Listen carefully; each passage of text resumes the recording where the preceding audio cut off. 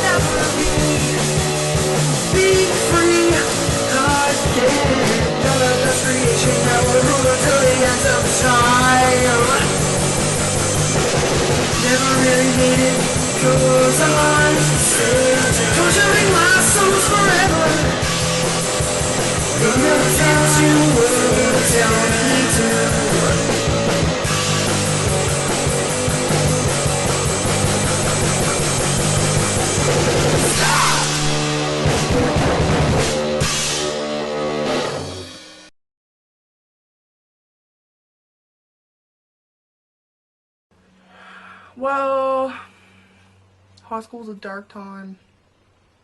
We had to do things that were cheery, and honestly we aren't a very cheery bunch of people. So we decided, instead of going to a pep rally where giant eagles are going to be flying around in your face screaming, "Go Glovertown Eagles," we're going to go in the back of the music room and make some obscure sounds that make no sense whatsoever. And then we were like, damn, we're fucking good. And then it was born. And beginning of an era. I believe it kind of started Defense Force in a way because we were all in class and all of a sudden there was this volleyball tournament on the go. We all had to fucking go to the school gym, and we got there, and it was just this huge pep rally on the go, and everyone was dancing and cheering, and there was like mascots and shit going around, chanting about school spirit and how everything's wicked.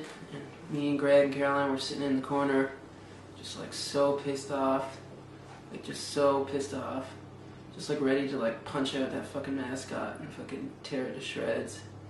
So instead of doing that, we decided to sneak into the music room at the back of the gym, and sneak into the very back room of the music room, which was like soundproof. And when we got there, we realized there was like a huge stash of brass instruments, like tubas and trumpets, and just like a whole pile of shit that we could just make noise with. And we all looked at each other, and we all gave each other this nod. And we had a vision, you know, and all of a sudden brilliance was crafted in about 45 minutes. We made one of the greatest records of all time. Well, it's pretty simple. We were all at the same place at the same time, and we started playing a few instruments, testing out the waters, and you know, started to sound good, so we just made it work. And I feel like I was there because we were all good buddies. It was all good times. Well, you know, just being bored, really. I mean, there's not much things you can do, not many things you can do in a small town. Your options are kind of limited. I mean, there's not many things to do when one of the only things to do is go on Skidoo. And it's difficult to go on to do when you ain't got to do. So, that's why I turned to music. Every song we made that day was a single. I mean, we were instantly signed by Warner Music Group, and they couldn't believe it. They couldn't believe how we crafted 12 singles in 45 minutes, like Yay Ha Hoo Ha, Bundy, Tits, Cartons, Feeling It. They were blown away, and like the record was a flop, but and we were instantly taken off of Warner Music Group, but they still say to this day and send us letters like, holy shit, you guys are the true saviors of rock and roll.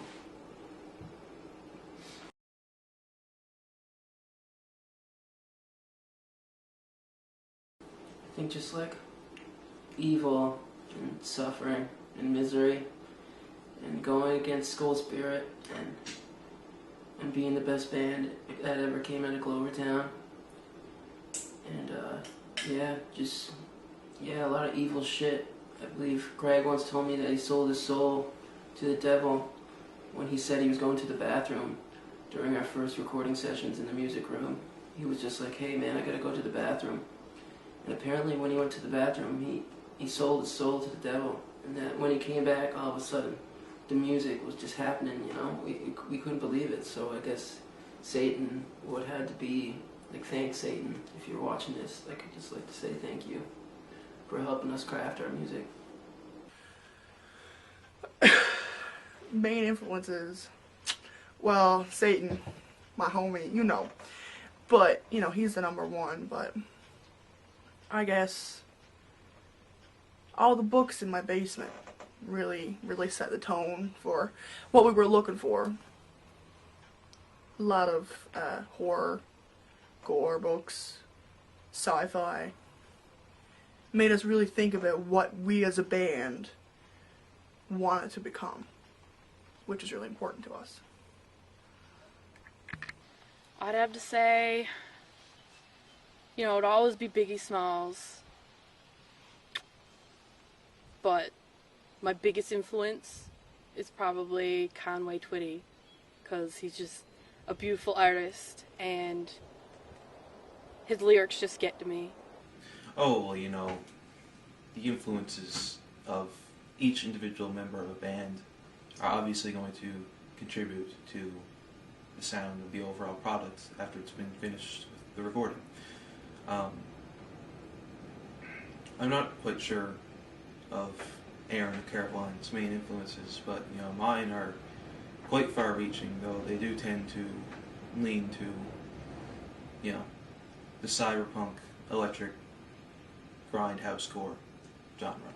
It's my favorite, without a doubt.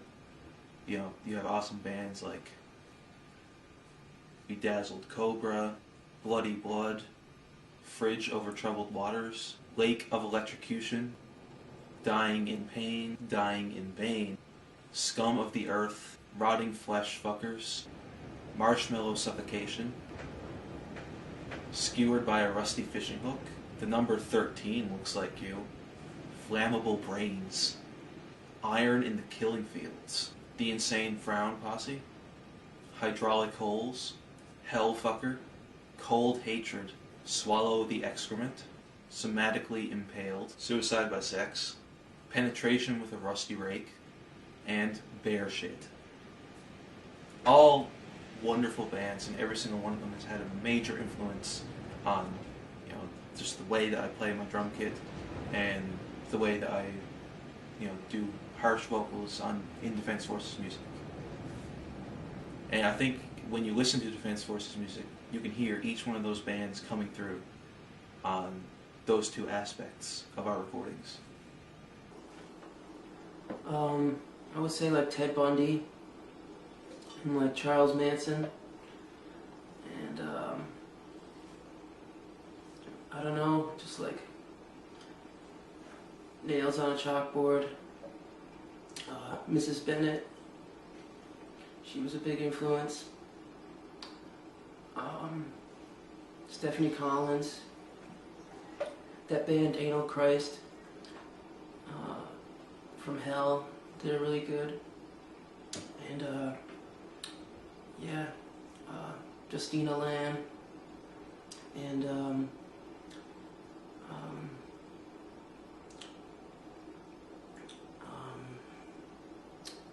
Mr. Gilbert, and Miss Rajam. I had to be my influences.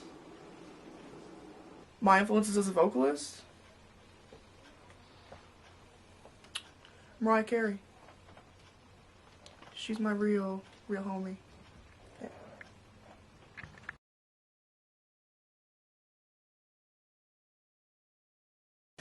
Well, you see, pop punk is a genre that's not very big in Glovertown. Defense Force, we kind of tried to take a little bit of influence from that genre and put it into our own music, put our own spin on it. And we did take a lot of influence from different bands like, A Day to Remember, or Sunrise Skater Kids, etc. And the name of the band, Defense Force, it comes from the popular adage, defend pop punk. When you're the only pop punk band in town, you gotta stick up for what you believe in.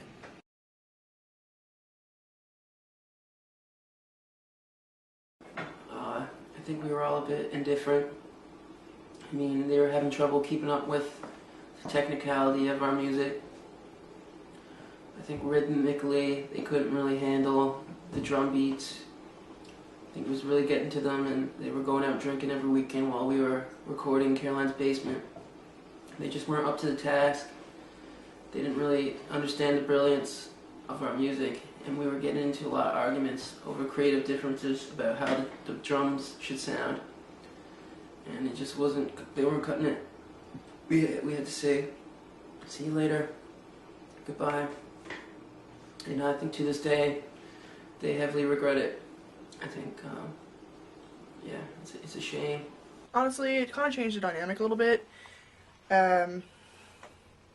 We had to find our voice again. It was a little bit... Our first album without them, our only album was with them, so people knew at this point what to expect. So when we started again with just the five of us, it was a little bit weird. But I gotta say, their parting and stuff like that was totally their own choice, but we made it work, and I think we made some pretty solid albums, and all in all, it was a pretty rad time. Well, I don't talk about it much because I don't like bringing up my past and stuff, but boys were pretty fucking weird towards me because I got into a bunch of shit and got in with the wrong people, and I don't know, boys might have fucked me over with some money issues, and my smoking habits was too much for them, and my drinking, and boys just couldn't deal with how fucking fun I was, basically. No hard feelings, no hard feelings. Like I said, I hope they're doing alright. I hope they're still drumming and singing and playing recorder. I really hope they're doing that. Hard feelings? Do you want to know if there's hard feelings between me and Leah and me and Lucas? They nearly tore apart the band. We had a good thing going, you know? The only band on the face of the planet with 7 people in its lineup. You think that, like, there's another band out there that has that many people in it? You're full of shit. And they had to fuck it up by leaving after the first album. What kind of pussy leaves after the first album? You know? At least stick around to the second. Like Aaron did. Aaron Orm. And Joel. Those guys hung around. Sure, they left too, but, you know, they put in more effort than you two did. So fuck you. Cunts.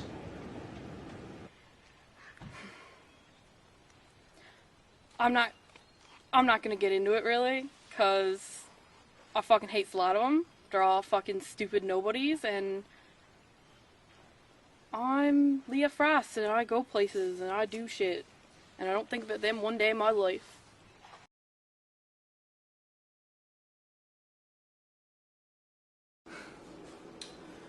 I met Greg.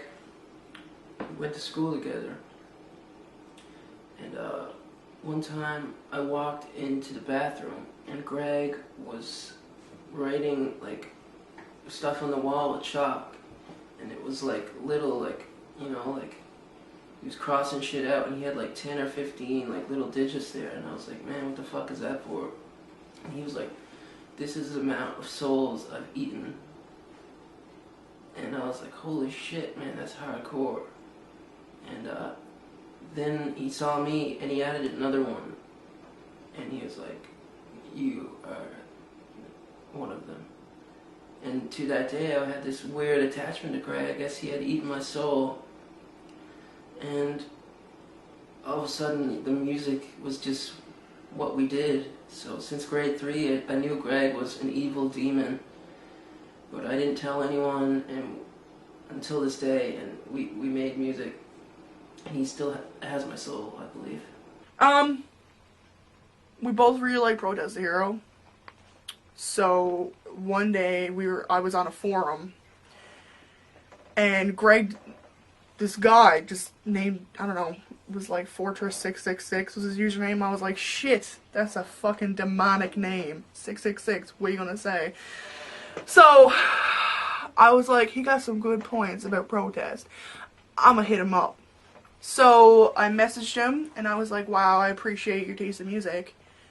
And we met for coffee, and it's been history ever since. He's a homie. So Caroline, I believe it was a school night, and I was fucking trashed. And I heard this music going on up by the ball field. And coming from this little shed, and I just heard something. So I decided to investigate it, and I was like stumbling up the hill, and I come to the shed and I can just hear some movement going around. It doesn't sound like there's a lot of people in there. So I'm just sitting outside this little shed, trying to listen, and all of a sudden I hear my name being called, and all of a sudden Caroline walks out. And I had known Caroline but I'd never really known her, you know? And I was like, holy shit, you're that Caroline girl. And she was like, yeah. And I was like, what are you doing? And she was like, I'm just dancing. And I was like, holy shit. And I remember the next day, I was talking to Greg again, and he had added another digit to his chalk, his little soul collection, you know? And I was like, who was that? And he was like, Caroline. And that's when I knew that she had to be another member of the band.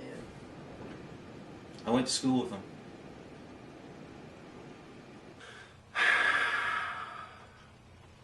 Joel. I don't mean Joel. I knew Aaron for a long time. He bit me as a kid. And ever since then, he's had a chunk of my flesh in a little jar in his house.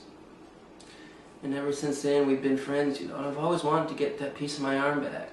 That was one of the main reasons I was his friend, because like there's been a huge chunk out of my arm ever since. But he refuses to do it, and I've never seen it, so I believe he ate it. But I remember Aaron was part of the band, and I remember Greg went to the bathroom, and when he came back, and Aaron didn't know that Greg had just sold our souls to the devil. And Aaron didn't want no part in that. He was like, man, I don't want to be like affiliated with the devil. So he was trying to play bass, but like since he had not sold his soul, he was really struggling with the bass parts. Well, and so I think Aaron eventually got discouraged and went on to do great things, but I guess his just soul wasn't tainted by evil. So I guess he just went on to other things. But I'm still happy to know that he was part of our band for a while. I went to the gym once. And he was lifting a weight and he screamed a lot. And I was like, shit! He can scream. He should be in my band. I think Leah was at the pep rally that day. And I remember she knocked on the door and she was like, what was that? It sounded incredible. Like I've never heard something like that in my life. It was beautiful. I think that was after we recorded Yay Ha Hoo Ha. I think she said like that was probably the greatest song she'd ever heard. And we were like, yeah, it wasn't a cover. It was our own song that we had literally just written in a matter of seconds. And she was like, holy shit, I gotta get in on this. So yeah, she got in for that one album, Looks Like Birth, I believe. And yeah, she did a great job. She banged on a lot of drums. I believe she did some tribal screams and chants. I think like Aaron Worm, the devil didn't want her soul, as it was too pure. So I think once again, fate had its way, and Leo wasn't part of the other records. Joel, I believe he was doing audio for the pep rally or something, and he actually threw everything down, and while he was doing the audio for the pep rally, because he heard us playing Bundy. And he rushed into the room and he was like, man, what was that? Like, I've never heard anything like that. And we were like, it was Bundy. And like, that was a song we wrote. And he was like, man, that was incredible. Do you guys need a producer? And the sound of the pep rally went to complete shit because no one was watching it. But Joel, after hearing Bundy, needed to produce us so badly that he instantly came to the music room and recorded the entirety of Looks Like Birth. And I think after that, he moved on to producing records for a lot of big bands, like Mumford & Sons. And but Mumford & Sons didn't contact him until they had heard Looks Like Death. And they were like, holy shit, man, we need you as a producer. So Joel, I think, went on to do that.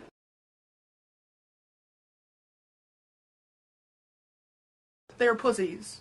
They didn't want to deal with the hard times, the long hours. They left because I guess they were just tired of working so hard. We really fucking put our all into this music, and I don't think they really had what we wanted to have in it. Like, they didn't want to put the same time that we wanted to put into it. So, I mean, I guess you could say it was creative differences, but I don't think so. We all had the same vision. It was just, they left. They couldn't handle what we were doing anymore. I mean, we did power those albums out so freaking quickly. It was just, like, anybody would be overwhelming. But three of us, we stuck together and became what D-Force really is today. Okay, so yeah, we after we realized that we had lost Aaron and we didn't have a bass player, we decided we needed to have a band meeting. We all sat in a circle with like a little pentagram in the middle of us, and all of a sudden Greg got a text, and he looked at the number and it was just 666 6666 6666, and it was from the devil.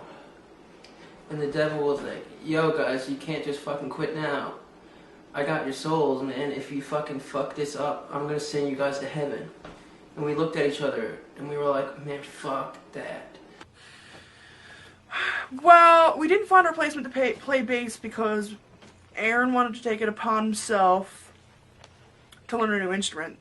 So really, it was kind of a blessing in disguise. It made an excuse for him to learn a new instrument, and it gave the whole dynamic, it made the dynamic a little bit better, I think. The three people fit better than four, just because that's what D-Force really is. Like, you know, 666, there's 3, you know, 3 a.m., the Devil's Hour, just 3. It works better, I think, for us. So, you know, him learning how to play bass was just the tip of the iceberg. It's good. And then we texted Satan like, "So what are we gonna do?" And Satan just texted back, and he said, "Tell Aaron Powell to pick up that bass guitar." And I was like, "What?" And we texted him again like, "What do you mean?" He was just like, "Just fucking do it." So all of a sudden I went over and picked up the bass. Next thing you know, man, I was just there fucking killing it. I couldn't believe it. Like, Satan had given me the power to play bass. And we texted Satan back, and we were like, "Thank you, TTYL." And he was like, "NP." And that was it, you know? We were fine. We were set. No, I don't have any hard feelings. No hard feelings. Fuck you. No, I'm just kidding. No hard feelings. But, like, we don't really keep in touch anymore. You know, they have their own things. They have their own families. You know, wife, girlfriend, stuff like that. They don't really have, not time, but they don't really have any, you know, need to reach out to us, I suppose. But yeah, they're cool.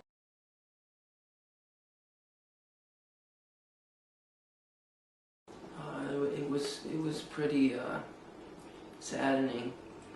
I mean, besides the booming murdercore scene of like Molester AP, Master AP, IPT Tanner, and Baby Burnout, there wasn't a whole lot going on. I mean, you had like Route 310, you had the Doctor is Dead, you had the Evan James and Jake Band, you know, the guys who made Muffins in Space, and you had other people like Country Joe, rest in peace, and Buddy What's His Name.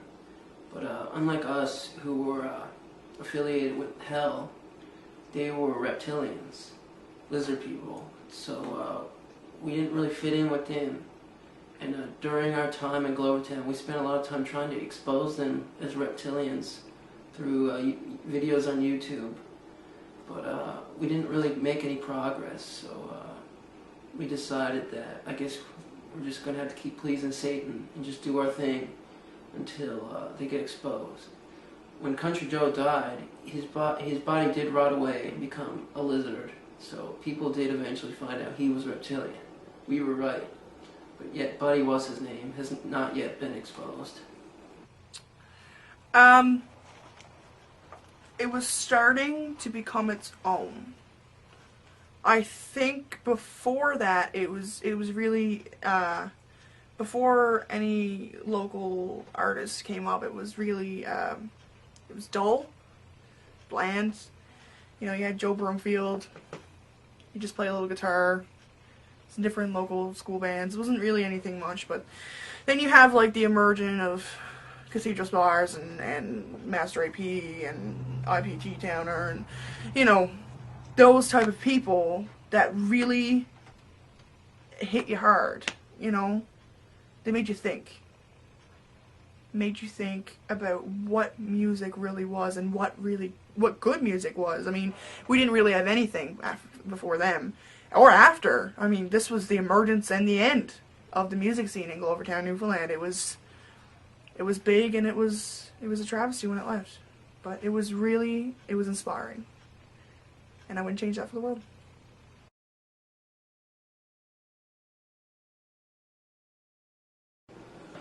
During our recording sessions, sometimes we'd be making a lot of progress, really killing it, really feeling the evil running through our veins. But I remember at times things would get low and we would crash and delve into drugs. And there was one time we were all sitting around. I remember Caroline had pink eye from doing so many drugs, and we really ran out of ideas. And so Greg went to the bathroom. We thought he was just going to the bathroom to take a shit, but it turns out he was selling his soul again. So he came back and he was like, "Gods, it's done." And we were like, "What?" He was like, "We have now sold our soul twice."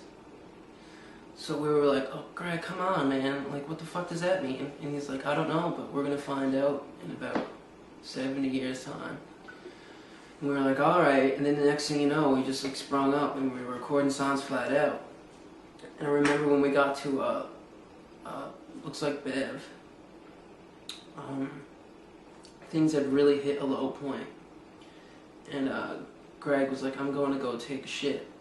And he went and took a shit, and he came back, and we were like, "What's going on?" He's like, I did it again.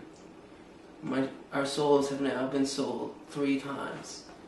And all of a sudden we wrote Cox in Space and Obese Demons, and like things were going really hot, really well. And I remember during the recording of Cox in Space, Satan actually walked into the recording studio, and he was just sitting in the corner drinking coffee and just like nodding his head, being like, he never even said anything. By the end of the recording, he had already walked out of the room.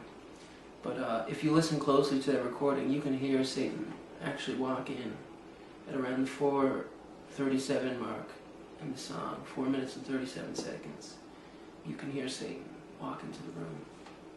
So we were bored, so we fucking put music together for you fuckers to listen to.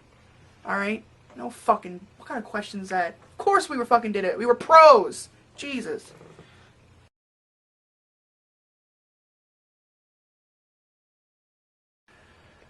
Shit. Woke up one day, had a message on my phone. It was like, "Yo, we dropped that new album. Somebody picked it up." And I was like, wow. Wow. They heard Looks Like Death and it changed them. So they decided to meet with us, and it's history. They couldn't deal with passing up all this personality and all this good damn music. So yeah. We signed a contract with Satan in our own blood. When the Warner major label fell through, instantly we were contacted by this really mysterious guy who said he heard his music and his ears started bleeding in the best way possible. We really took that as a compliment. And he signed us, and although once again we weren't selling records, he said the devil was really pleased by what we were doing. And I think that was his manager at the time. So I think what we were doing was really revolutionary, if not on earth, in hell. So it was a very good thing, and we remain signed to them to this day. Oh, come on, that was standard practice during the day.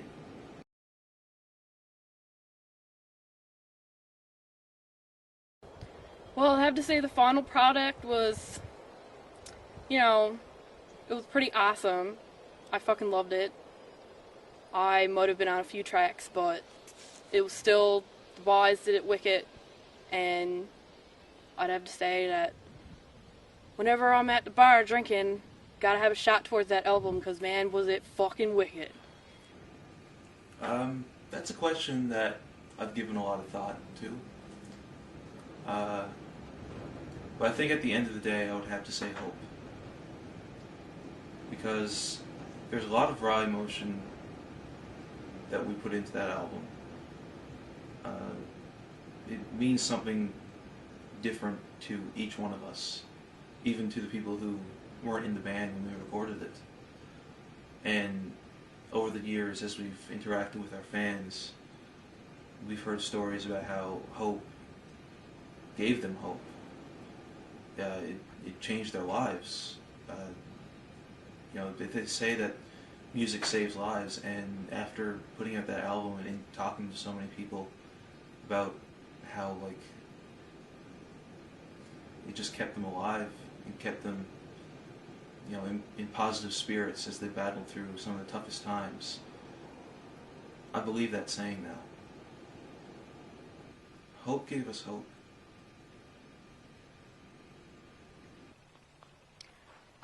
Well, you know, obviously it could have been better if I was on the albums, but I guess besides the fact that they're all fucking stupid, I gotta say that it was pretty great, even though my ego doesn't like me to say those things, but it was still a pretty good track. I gotta give them props because it was wicked.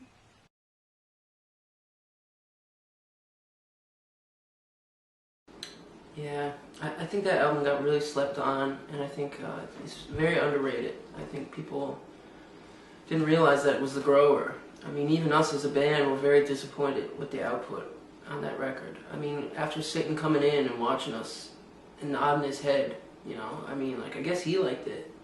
But after, like, Pitchfork gave us a 0, and on Metacritic we had, like, 51, you know, and it was very poorly received by the press. Even Rolling Stone didn't give it any stars. It gave us -2 stars.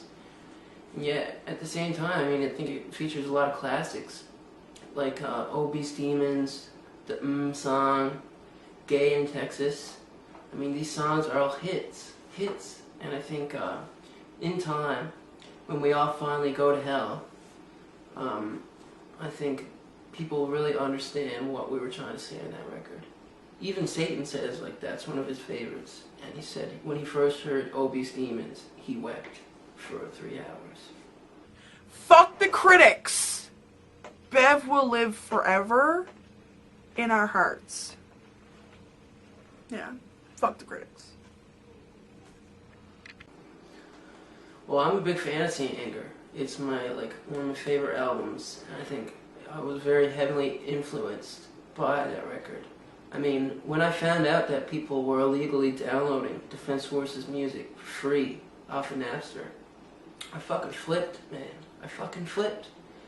Because, I mean, like, what are we gonna do when we go to hell and we got no money? I mean, like, what the fuck, man? Like, everything is, like, twice as more expensive in hell, according to Satan. Like, I was talking to him on the phone the other day, and he's like, how much money you got? Because I'm claiming your soul pretty soon. And I was like, man, I'm pretty broke, man, because everyone's downloading our music. And he was like, fuck, man, you gotta straighten that out, man, because when you get to hell, man, you're not gonna be able to buy booze and coke. And I was like, fuck. So if you're watching this, fans, please, please buy our records. Please.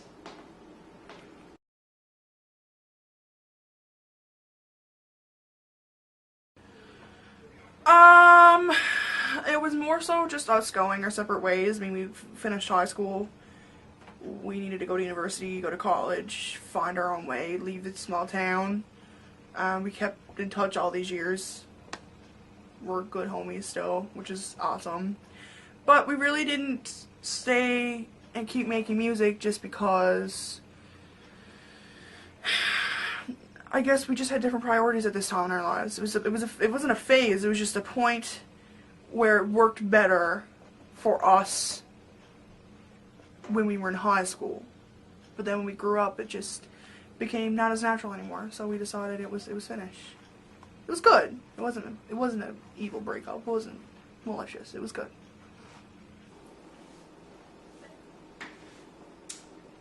I think after we graduated high school, I don't know, our souls just didn't feel evil anymore, and we all kind of went our separate ways. And I remember Satan, like, calling Greg up on the phone, and just being like, man, motherfucker, what are you guys thinking? Like, what are you guys doing? You were, like, backing out of $1 million record deal here. We were like, man, we gotta go on. And I think we realized the mistake we made when we did go on to college and stuff, and we all became extremely miserable and fucked up in the head. And I think that's when we realized that we really fucked up our deal with the devil. And we haven't got a text or a call from the devil since. So I really do think we fucked up, and I don't think the devil wants anything to do with us anymore. So I think we're going to end up going to heaven, and I don't think any of us are very happy about that. So we're hoping that one day we'll get Defense Force back on the go, out of this hiatus, and hopefully the devil will get back in contact with us and save our souls, if I may say.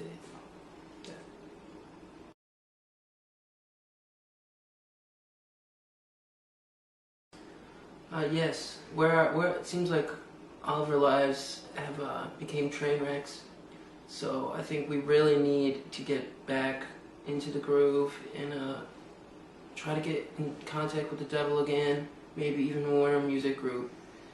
Try to get Joel back from Mumford & Sons. I know Greg was planning on an assassination plot against the Mumford & Sons to get Joel back into the group. And yeah, I think it's a good idea. Once we kill enough people and add a few more souls to Greg's collection, I think we will have the power to come back and make a comeback and get on the devil's side again. I mean, yeah, I guess why not? If we ever decide to be in the same place for a long enough time to make an album, you know, if I move to St. John's or they come to Corner Brook or we meet in Glovertown even, I mean, to do a true revival, I mean, fine. I mean, I wouldn't mind it. I wouldn't have any issues with it. It all boils down to what kind of creative juices we have flowing at the time. So, yeah, I mean, why not? It's cool. I'd be down for it. I miss the devil. I mean, I weep a lot. I think about him a lot, and I miss him a lot. I mean, he was a great guy. I miss seeing him coming into the recording sessions. I miss getting texts from Satan. I miss Greg going to the bathroom, coming back with his soul, our souls more permanently sold. All these things are things that I think about all the time.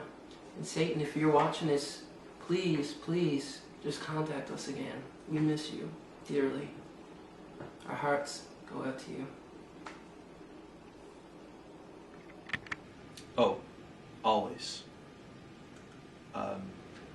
You know, I haven't spoken to Aaron or Caroline in years. It's been so long since I've seen either of them. But, you know, I have their numbers on speed dial, and I carry my phone with me all the time. So I'm just waiting for that day when one of them finally submits to my request and we get the band started up again. I know we have legions of screaming fans out there, passionate, hardcore people who would just go apeshit if we went on a reunion tour. Just picture it. Defense Force 2017 World Tour.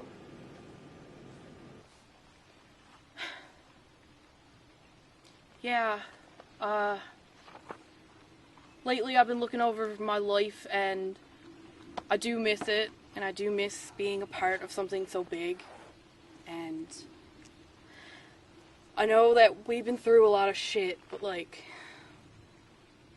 I still, you know, miss it, and I'd have to say that, yeah, I would definitely be a part of it. I'd have to be. That's what I want to do with my life. It's my dream. So, Aaron and Caroline, if you're out there and you watch this movie as well, I mean, I assume you would, considering that you are also interviewed for it, then when you see this, hit me up. I've been waiting for a long time.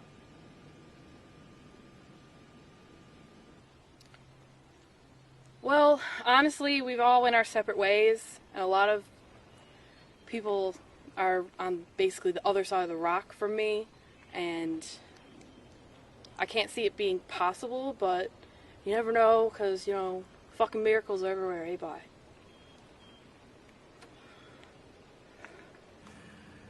I think the fans would fucking love it. Yeah.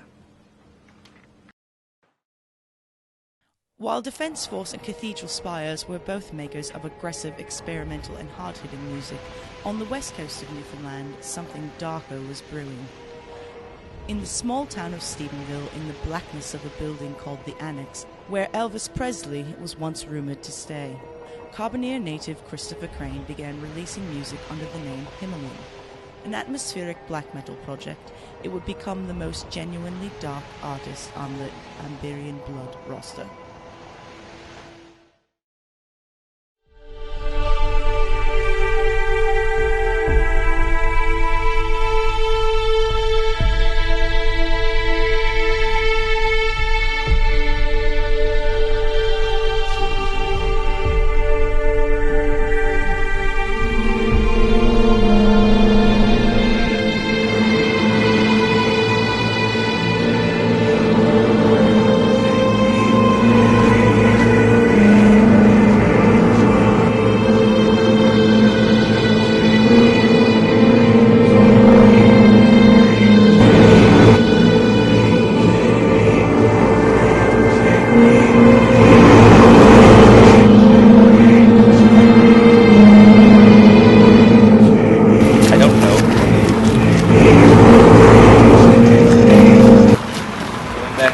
Favorite store.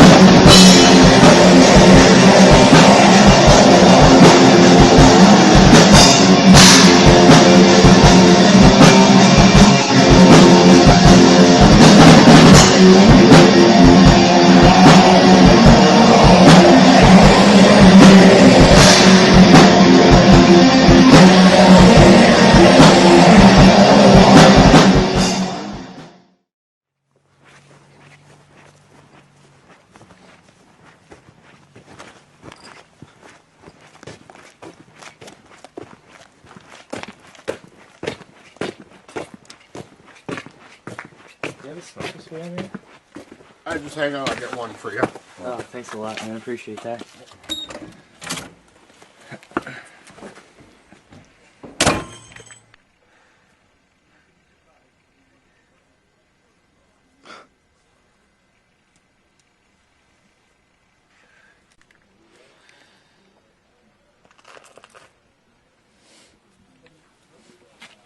Take it off a little bit? Alright? Take it off. Yeah, I'll just come up for my smoke. Later on, buddy. Alright. Thanks. Yeah.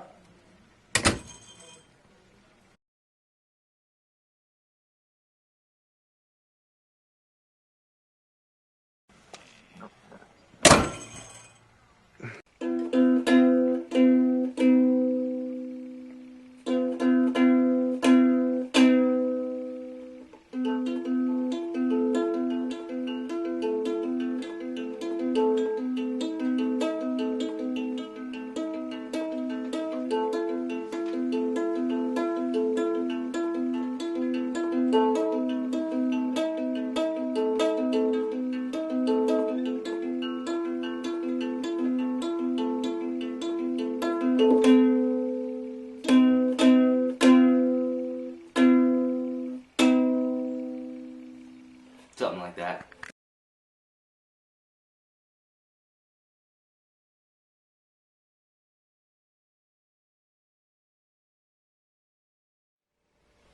What inspires me to make music?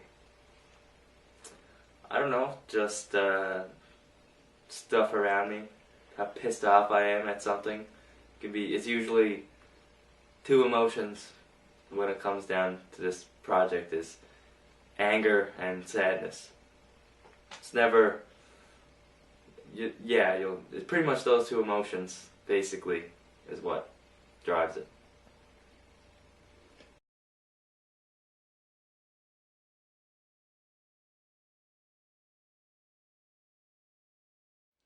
Well, I was really, really drunk. I remember I was wasted out of my mind. And the creator of the label was there. The owner, creator, whatever the fuck you want to call him. And we got to talking, and I told him that I had a solo project. Just by myself, doing everything. Started out recording in my shed, and ended up coming out here to do school and stuff, and ended up doing more of the project out here. So yeah, pretty much he heard my stuff, and I guess he liked it. So now got a fat wallet and a BMW.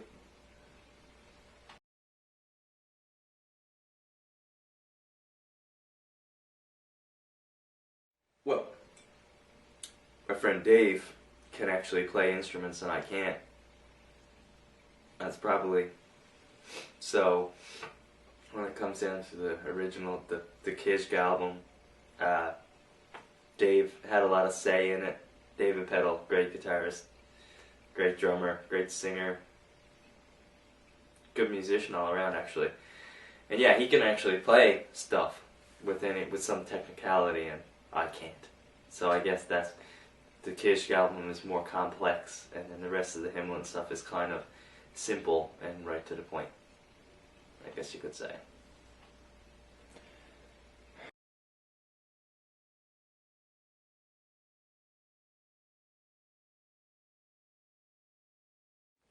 Coming with why, you may ask? Because I wrote the whole thing in Norse, performed it in Norse, and edited it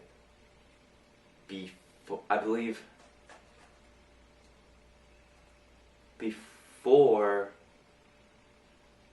how do I word this?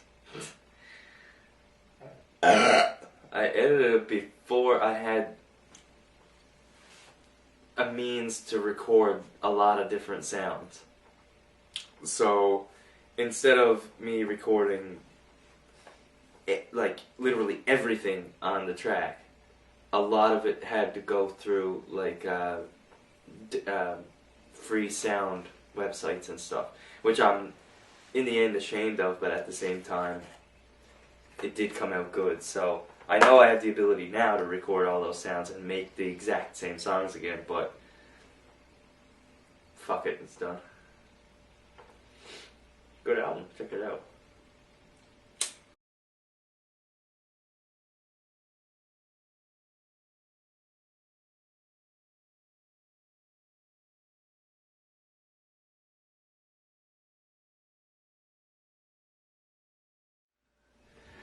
Okay, so one of my friends owns his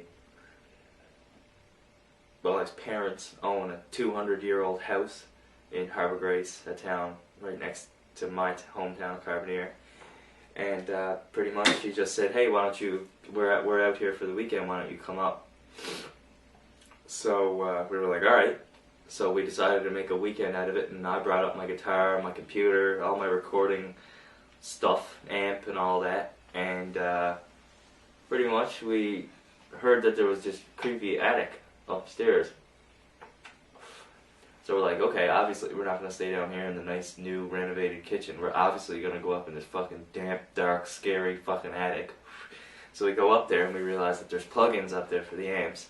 So pretty much it was, the room was only, this much taller than my head. Probably like 7 inches taller than my head. And we were in 2 separate rooms right beside each other. David had 1 candle in the amp and just pure darkness, and in between us I had 1 candle. So it was literally pitch black in this attic, haunted as fuck, scary as hell, and he did his guitar stuff and I recorded it in just pure darkness. So, the sound had to travel through pure darkness to be recorded. That's what it's all about. Oh fuck, did I tap that in my beer?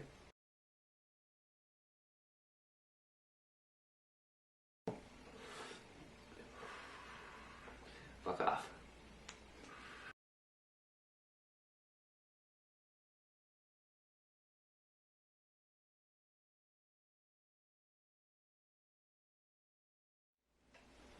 Good. They're good. They've got their own thing. You know, the dead one, whoever he is, definitely has his own thing. You know, I've never met the dude. I only heard his shit. It's good, it's different, you know, it's different from what I do, obviously. I like that. But, that, I don't know, that anal Christ garbage, I don't understand how people like it. It's stupid too, because it's getting the most attention. Not to hate on him now, but I don't know, I just find it, I don't know. I suppose I respect them as musicians and all that good stuff, but, I mean, they pump out an album like every 2 weeks. Like, how can you do that? There has to be planning and, you know, it just keeps, maybe I'm jealous. Maybe I just want to admit they're better than me, but I don't know. And, you know, everyone, pretty much, yeah, everyone that's signed is good. I don't understand the whole anal Christ thing. I don't get it.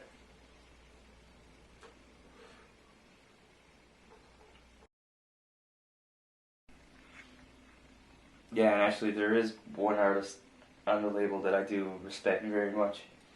That had to be Dog Crap Billy. He's definitely pushing it. Like, there's no music out there like his. Like, when it comes down to technique, composition, his lyrical choices, you know, what he writes about, it just seems like, it seems really, really dear to him, you know? Like, it's like, there's a lot of artists out there today that write good music and everything, but you can just tell that they're not into what they're saying, you know? But him, I don't know, like, you know, when someone mentions the fact that bacon is on sale at Dominion, like, you know, that's dear. He meant that, you know? Like, he really, really meant that. Like, he was truly excited about that. You can just tell. I've never met him, once again. Like, we live in different parts of the world, like, but you can just tell he's 100% serious about it. And, you know, like, it doesn't matter that he went to prison a couple of times or anything. Like, you know, I don't know. It's not his fault that he has the urges to murder people. You know, it's just, everyone's got their dark side or whatever. You know, I just channel into my music like he does, you know? I don't hold it against him. And then, of course, you know, like that opening line, I forget, what is it? Oh, just apples. Hemingway. Right there. Hemingway. This generation's Hemingway. This, yeah, just, he's top notch. I think.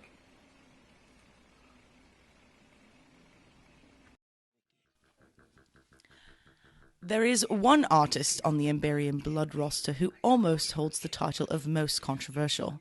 William Rode, better known by the alias Dog Crap Billy, was convicted in 2011 on charges of murder too numerous to count.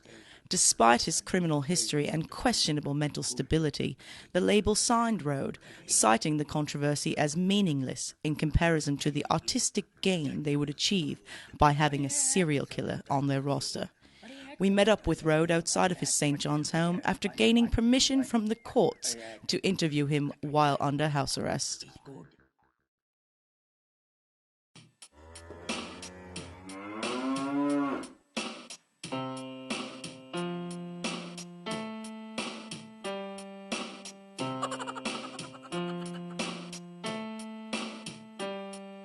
I knew this fella for like 10 years. Me and him, we we met at Sears. I was baked out of my fucking mind, cause I smoked a dick ton of hash at the time. Shoving Bigfoot up my ass, that's why nobody can see me. Shoving Bigfoot up my ass, I did it while I was peeing. I saw him at the fucking cash, he was buying 2 packs of diapers for his ass. Walked up to him and offered him hash, he said that he'd have to pass. I got pissed and fucking flipped, screamed his name and called him a dick. Shoving Bigfoot up my ass, that's why nobody can see him. Shoving Bigfoot up my ass, I did it while I was peeing. Me and Bigfoot are pretty tight though, we both hump all the same hoes. If you think he's just a myth, crawl inside my ass cause you'll fucking fit. Shoving Bigfoot up my ass, that's why nobody can see him. Shoving Bigfoot up my ass, I did it while I was peeing. All the sightings that have been reported, they got their fucking stories concorded. This whole time since the Patterson sighting, Bigfoot inside my ass has been fighting. Shoving Bigfoot up my ass, that's why nobody can see him. Shoving Bigfoot up my ass, I did it while I was peeing. This is Bigfoot, I'm in his ass, and inside here time doesn't go fast. The only thing I got to do is chill and drink beer with this fucking crew. I got shoved up his ass, that's why nobody can see me.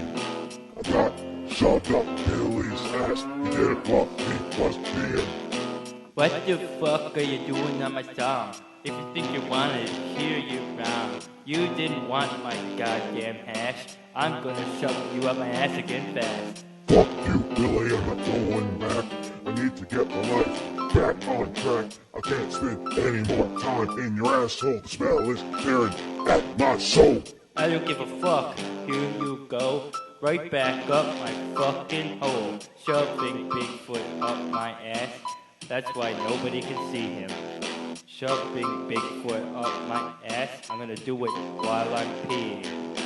Now he's back inside my posterior. A sighting of him will be even rarer. I can feel him moving around in there, drinking all my ass's beer. Shoving Bigfoot up my ass, that's why nobody can see him. Shoving Bigfoot up my ass, I did it while I was peeing.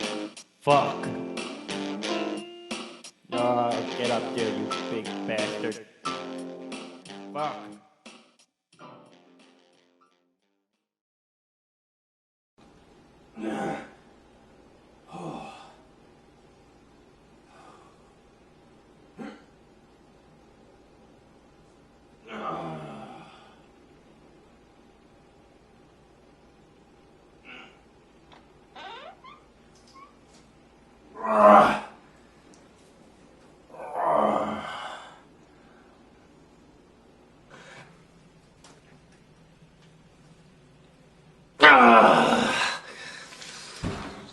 Oh, Jesus.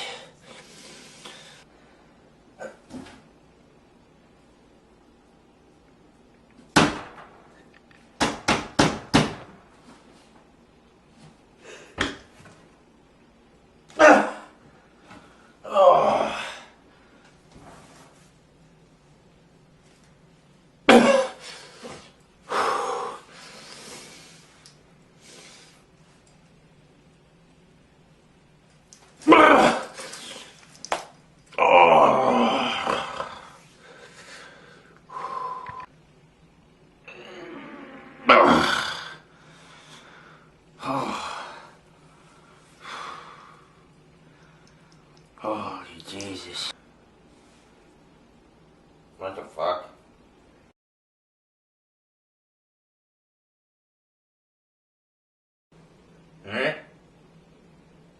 Oh. Tell you a bit about myself. Okay. Well, my actual name is William Road. When I was younger, they used to call me Bill down the road. And then that got shortened to Billy. And then, well, something happened and job cracked Billy. I'm a normal guy, and I just make music and spend time with my friends like Bigfoot and the Loch Ness Monster. The Mothman is pretty cool. I don't like him as much. He's kind of ridiculous. Either way, I'm a normal guy, but I also killed like 200 people.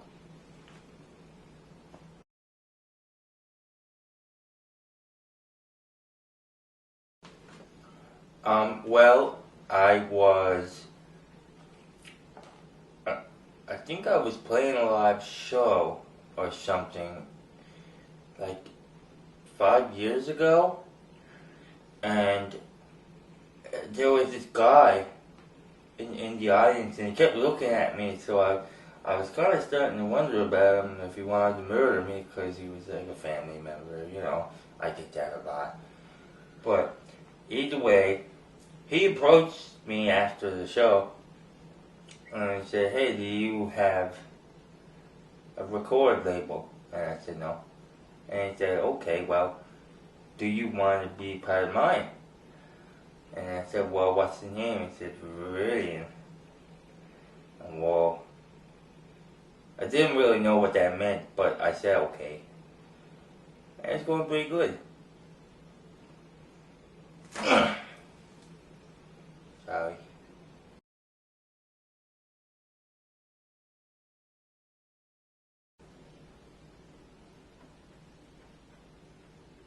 No, I don't remember doing anything like that. Don't lie to him, Billy. No, I don't remember doing anything like that. I would never hurt anybody. You lie! No, I don't think that's true. It is!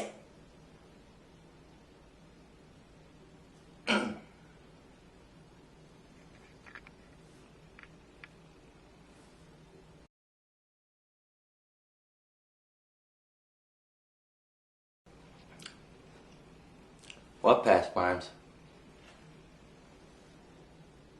Oh, those ones. No, it wasn't too hard to get signed because, well, I guess my music speaks for itself, you know?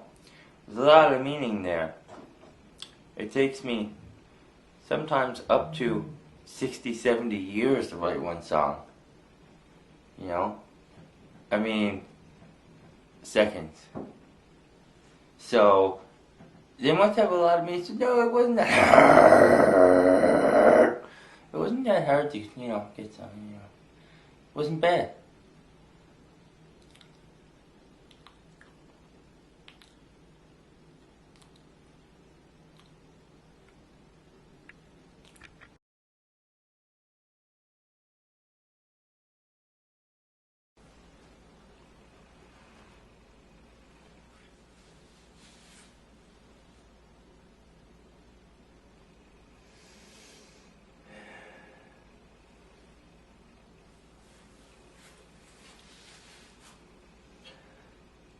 It was one of the toughest times in my life.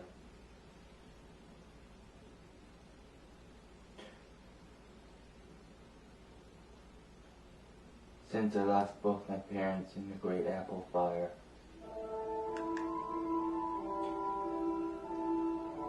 I didn't like it at all.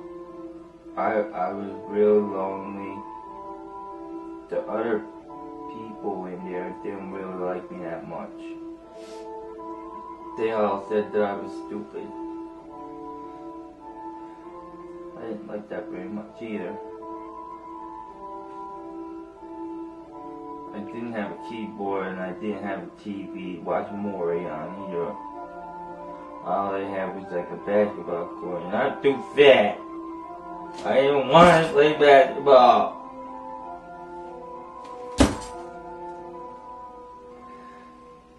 But I got through it.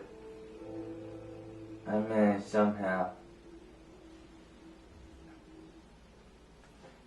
You asked me what prison was like? Prison was horrible. but I think that I am a rehabilitated person now. I am back in society and I'm very concentrated on my music. Very concentrated on my music.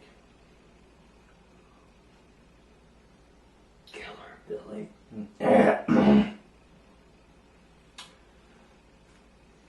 It's all about kill. It's about music.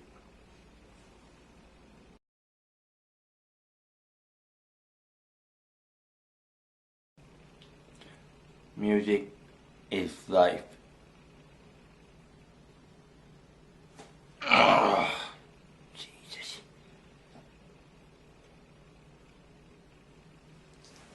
Excuse me.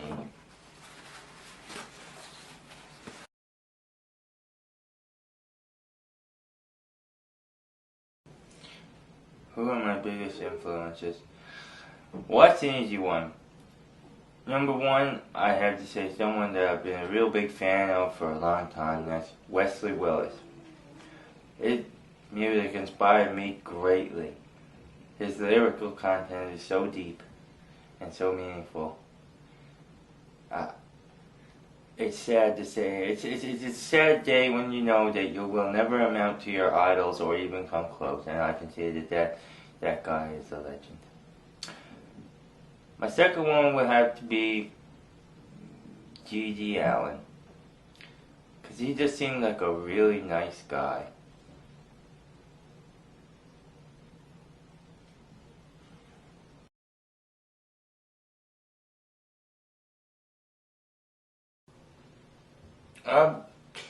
I think they're really good. They're really talented. I like them a lot. Definitely.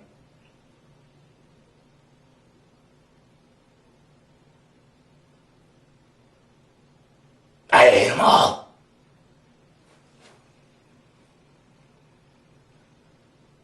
Sorry.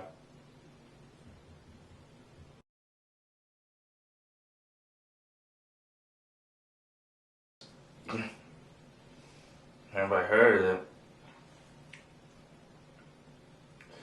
I don't know how much I'm allowed to actually talk about, but I sued him for it, and we're still going through the court stuff, so I probably shouldn't say anything about that.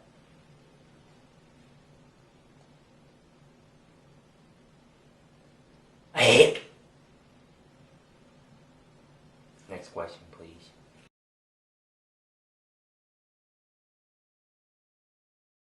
What? Blood and nuts shit on that. We worked for days on the air alone.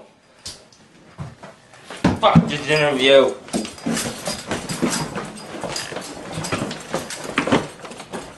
Stop fucking following me.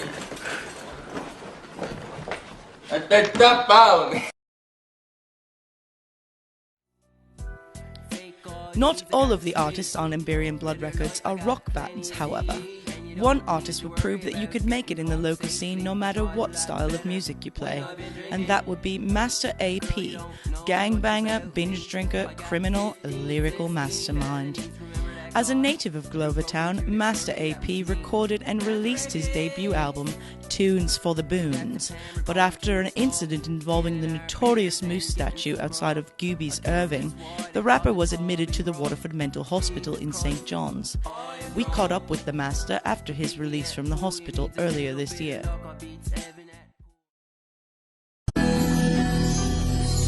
Master AP, back again. Loaded, loaded, loaded, loaded.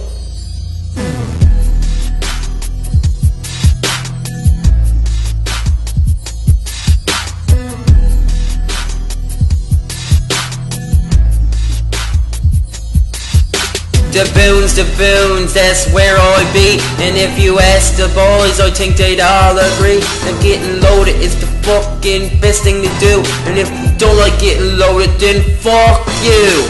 Gets the gas and grabs the dude, grabs the girl and fucks her too. Does some jumps up the Bayview Heights. Max dash faster and gets in a fight. Goes to the Irving and loiters a bit. Get on me nerves boy and I'll have a fit. Goes to Pablo to buy me the grass. Get sassy with me and I could kick your fucking ass. You think you could take me, you better watch out. Don't you fucking say a thing, you better fucking shut your mouth. The boons, that's where it's at. The boons, come and have a sat. Out in the woods, it's the place for me. The boons, it's where I'm free. The boons, I'm not gonna lie. The boons, I fucking love to get high. Out in the woods, it's the place for me. The boons, is where I'm free. The boons, the boons, the boons, the boons, the boons, the boons, the boons, the boons, the booze, the booze, the boons, the boons, the boons, the boons, the boons, the boons, the boons, the boons, having the sex, the boons, collecting me checks. I got me mind on me money and me money on my mind. My skidoo is the best that you'll ever fucking find. Up Twin Hills, swallowing pills. What the fuck did I just take? It's giving me the fucking chills. I fucks on the first date. Don't call it a rape just cause I tied you down with a bit of duct tape. The boons, that's where it's at. The boons, come and have a sat.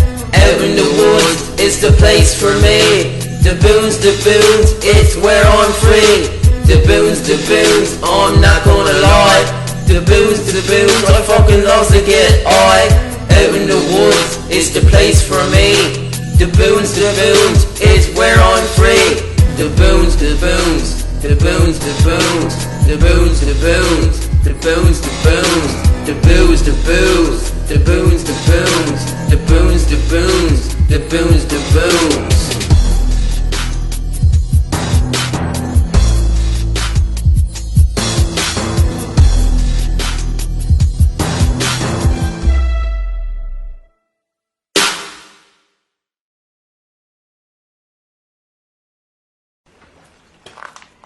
What? Yeah, it's been perfect. We're saying. Oh, fucking have beer and shit, I think.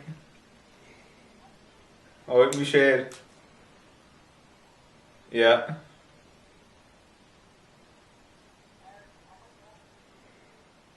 It's been Daryl once you answer on that fuck. Just well. Yes, talk to you. Good enough. It's good fella boy, fucking he went half mentally insane or something, oh man. If I went to Waterford or something, like hopefully he's doing better though. I haven't heard from him a couple months now. He's fucking wicked though. Like, he fucking knows, eh? Master AP, that's a hard question. Is it Master AP in detox or Master AP when he's loaded? Fucking, you know, eh? Like buy fucking drinks, those drugs, there's all kinds of stupid stuff. Well, he's sly like a fox, but he stumbles around like a drunk grouse. Goes on a pedal bike and skidoo, you know. Fucking like one more can you want, buddy. Jesus Christ. He's fucking wicked. That's in detox. When he's drunk, he's just cool.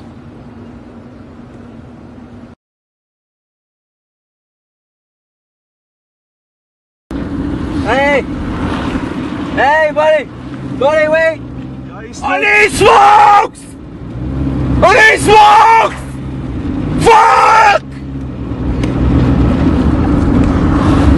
I need, sir! Buddy, I don't mean to get mad. You gotta go a little mad sometimes. Yeah, as you can see, since Glovertown, my life changed drastically. I've been driving a cab now for the last 4 years since I got out of the Waterford in October. And it's alright, you know. I mean,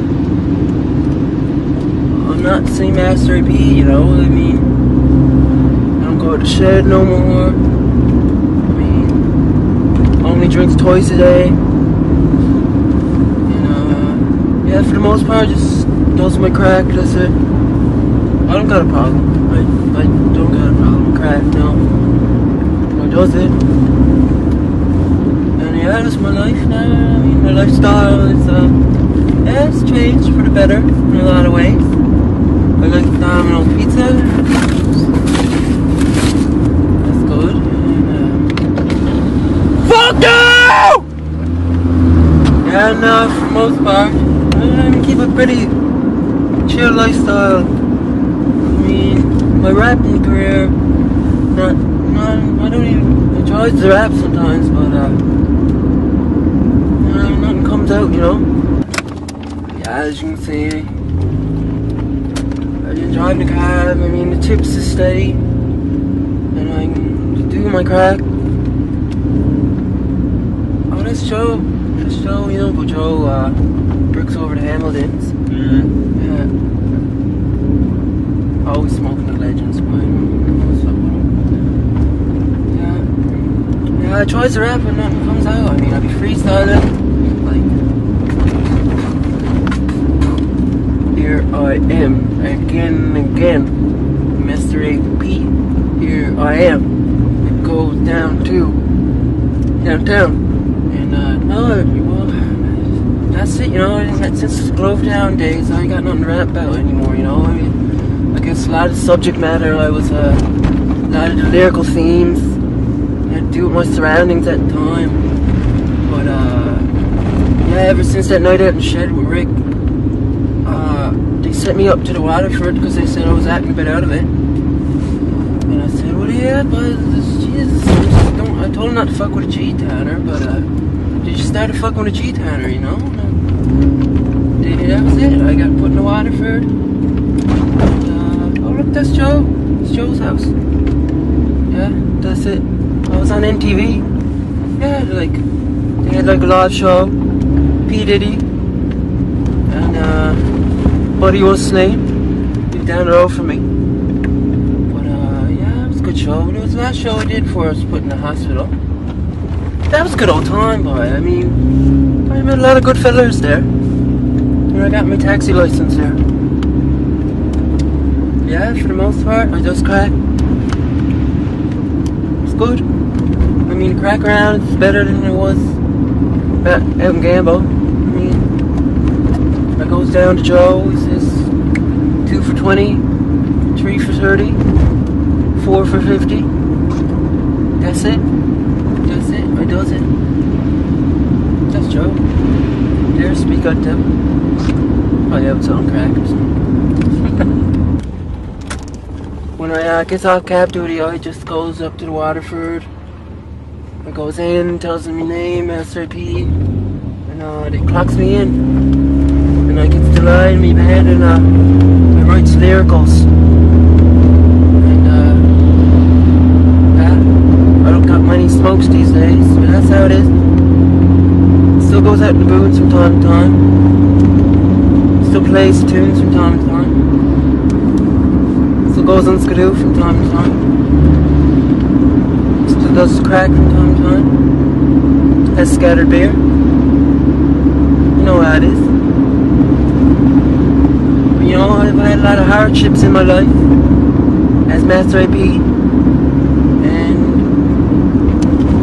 yeah, it's nice to know that my life became shit.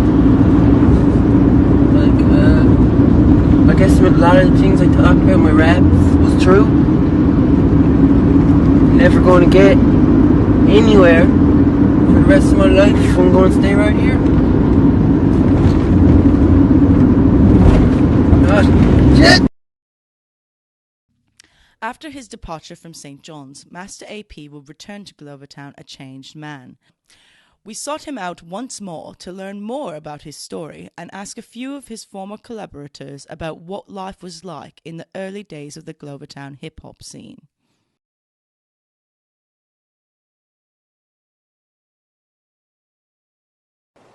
Well, I was loaded one night, and I was browsing the internet, and I was listening to Tupac, and I found this program and it was called Mixed Craft. It had all these fucking dope fucking beats on there. I was like, man, this is fucking sick. Fucking sick. And all of a sudden I had this thing going in my head. Something about going out on the do. And the next thing you know, here I was just freestyling over these beats. And I remember I got a song going and I was like, holy fucking shit. This shit's maggoty. And that's how I knew it was meant to be.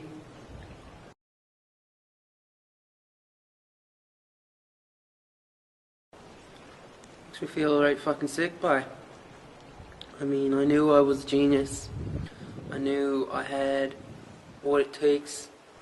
I mean, I was getting messages every day from like Snoop, Dr. Dre, Eminem's, Nelly. They all thought I was fucking maggoty. Before Master AP came along, it was non-existent. No one was dropping bars or spitting beats. I mean, Baby Burnout tried, but he's burnt out. And I remember Snoop Dogg messaged me. He's like, man, this is sick, boy.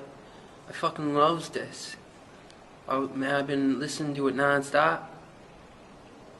And then I think people started catching on that I was doing the raps.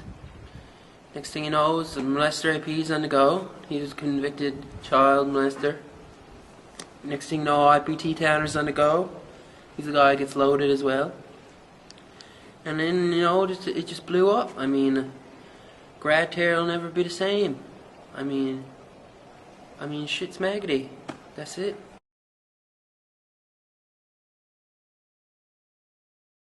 I don't really remember because I was loaded, but I think I just got interacted with everyone that was giving me drugs and shit.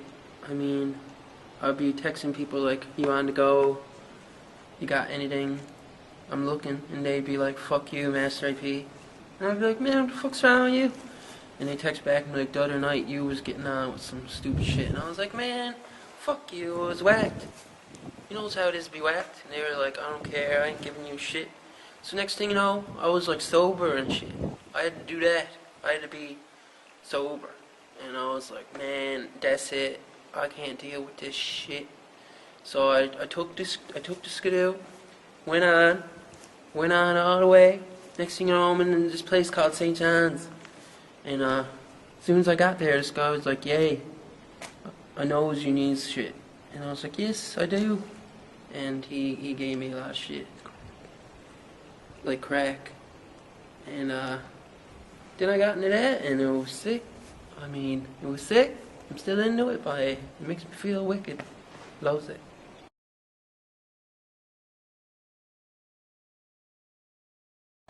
That's some personal shit, man. You better get on with that, man.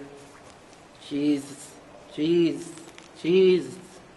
I mean, I think it was, I was loaded, whacked, like so whacked. And I was in Goobies, outside Irving. And next thing you know, I didn't have any clothes on. I was like, man, what the fuck? Well, it wasn't that time, I was whacked. But I was just going around, just like fucking beating shit up and being right mad and maggoty. And I was like, people was like, man, that's Master AP, like, what is he doing here? Like, dude's fucked. That's Master AP. And I was like, fucking going around. Next thing you know, I'm like hopping on that moose and giving it to him, you know, like trying to give him a rim job and like pretending to suck his dick and shit, and just riding it. And I was like fucked. And I beat off on the moose. I beat off. And the next thing you know, a cop pulls up and he's like, man, where the fuck you at, Master AP? And I was like, fuck you, fuck the police. He got out of the car, I helped him smack him in the face. Next thing you know, he goes down. I takes his gun, starts shooting around. Shit was going down. Next thing you know, another cop comes up. I goes up, fucking kicks the car. Buddy gets out of the car, tries to handcuff me, gives him another smack. Next thing you know, the other cop gets up. He's like, man, what are you at? I fucking hits him with me dick. And next thing you know, he goes down. I'm like kicking him in the fucking face. oh shit, kicking him. And then next thing you know, another cat comes up, fucking puts me in the cuffs. I'm like, man, you know who I am? He's like, yes I do, you're Master AP and you're going to the fucking hospital. And I was like, Jesus, here I am again.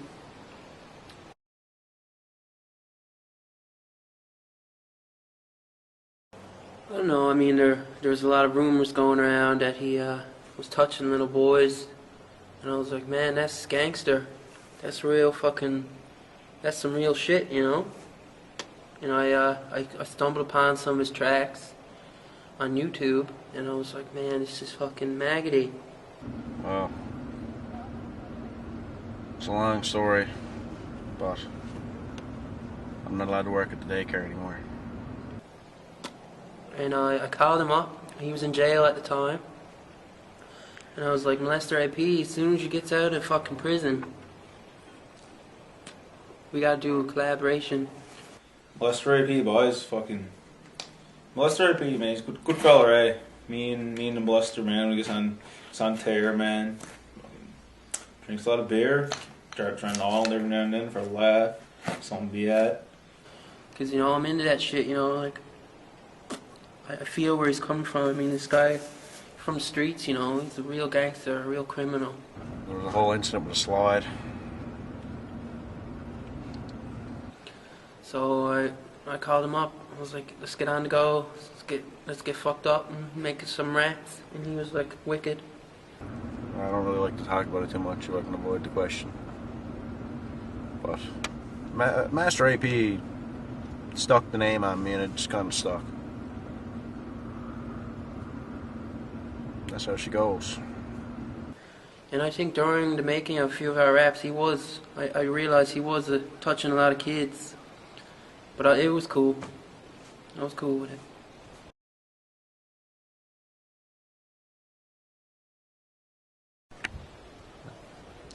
I met IPT Towner. I mean, I was just down Trade Town one day, stumbling around the mill, whacked on oxys. And this guy, Ian, comes up in this truck, and he's like, what are you at? Boy, this some fella by Master AP, by the Lord Jesus. He's hitting booms on time, man, not fucking blow away, boy. I drink beer, fucking this fella walks up, what is that, boys? I was like, oh boy, this is it, boy, want a line, want a beer, want a line, straighten you up. It looks like he had passed out, man. Have a line, boy, have a line. IPT Towner? Well, me and him are real tight. Always on the gear, always loaded. I was like, nothing, whacked down oxys. And he was like, sick, you want to get loaded? And I was like, I'm kind of broke. He's like, I got $50 in the glove compartment. Let's get on the go. And I was like, I don't know, but I don't trust you. I don't trust you at all. So he was like, yes, I suppose. Having no shot for it. Boy, I fucking straighten up, boy, fuck off. So we dart over, man, give him a long blow, man, fucking straighten right up, man. Get up on the go, had a beer with us. Next thing I know is, man, he's hanging out on time, best buddy. Fucking wicked old fella, man. Was whacked. And he's like, you don't trust me? Then come on, come over here, listen to this. He rolls down the window all the way, hops in a CD. Next thing you know, I'm here like, this is fucking sick. I mean, the beats were sick. The dude got serious fucking flow. And he told me he just got out of detention with Mr. Blackwood, math teacher. And I was like, fuck that cat. Fuck him. And he was like, let's work together on some shit and take this motherfucker down. And I was like, yeah, let's do it. And then, you know, we got fucking maggoty. It was fucking wicked.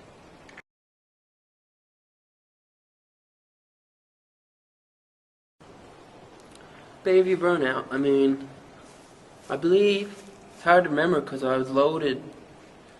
I don't remember much anything that happened like before the present.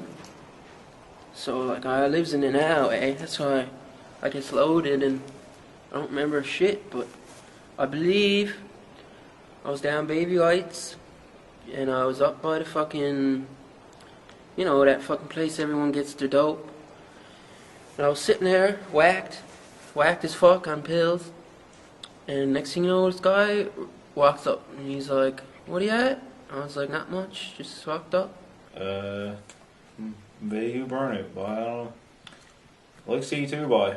You get big old arms on them, man. Fucking like a goddamn ox beat you up. Fucking sitting wrong. Sitting right, you do you good, boy. He was like, sick, me too, me too. I'm burnout. I'm baby burnout.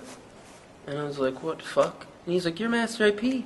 You're that guy who fucking raps and is right maggoty. And I was like, yeah, and what the fuck you want from me? I was pretty close with all the guys, I'd like to think. Baby Burnout got kind of mad at me one night because I struck him with an apple. But happens when you're bucking apples. And he's like, I wants to know if he wants to do some jams. And I was like, boy, you better get me a case of beer. Or that's it. That's it. Not gonna happen. He's like, I'll get you a case of beer and a pack of smokes. And some more fucking pills if you want. Got sleeping pills. Pills. Wicked pills. Pills that put you right out of your mind. Pills that makes you want to fucking shit. It's fucking thick. And I was like, man, that's offer I can't fucking refuse, buddy. Lives in Fort Mac now, he makes all his money. You know, if it goes away, it's scattered home. But that's it. What you can do with that? Money is money. And next thing you know, we goes to his basement, he's got a shitload of fucking shit. Get right fucked up. Pulls open the fucking thing, makes some fucking raps, I couldn't believe it, man. He's wicked. I mean, he kicked my ass at Forza Motor Store. He was so good at that fucking game. And he was always going upstairs stealing money from his mother. And all that fucking shit. Went to Blackwoods, buy him some snacks. Fucking 6-pack. And yeah, we went down the mill, got loaded, and sang some tunes. It was right fucking sick.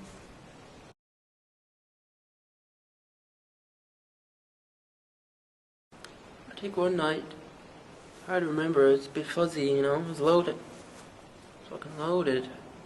And I think I was like walking down fucking Station Road. And this guy pulls up in this red Impala. He's like, what are you at? I was like, who the fuck are you? Buddy there, big old fucking beard and blasting fucking loud music. I was like, man, who the fuck are you? He's like, I'm the guy that's in Defense Force. You know that band? And I was like, holy shit, you're that guy. I mean, I don't like the fucking rock music that much, but I mean, Defense Force is fucking sick. They're fucking wicked. And he was like, yo, like, you're Master AP. And I was like, yeah, I got everything you want. And I was like, alright. And I hopped in the car. He pulled a contract. I fucking signed her. That's it, you know? It was done. I was ready to go.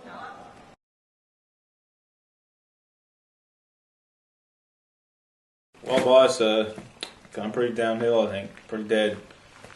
Tried to make a solo album myself, man, but I'm not a rapper, man. RPT diary. Go good with the Master AP, but without the Master AP, it's just a beer drinker. I don't really know what else. Like, it's pretty downhill.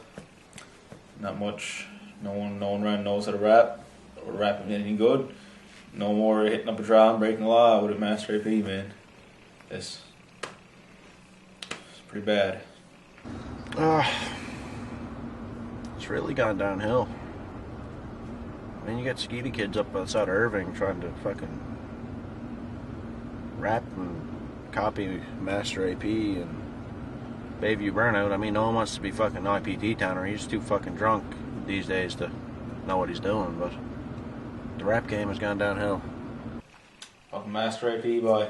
I think he needs to come back around, you know. But there's no hip-hop.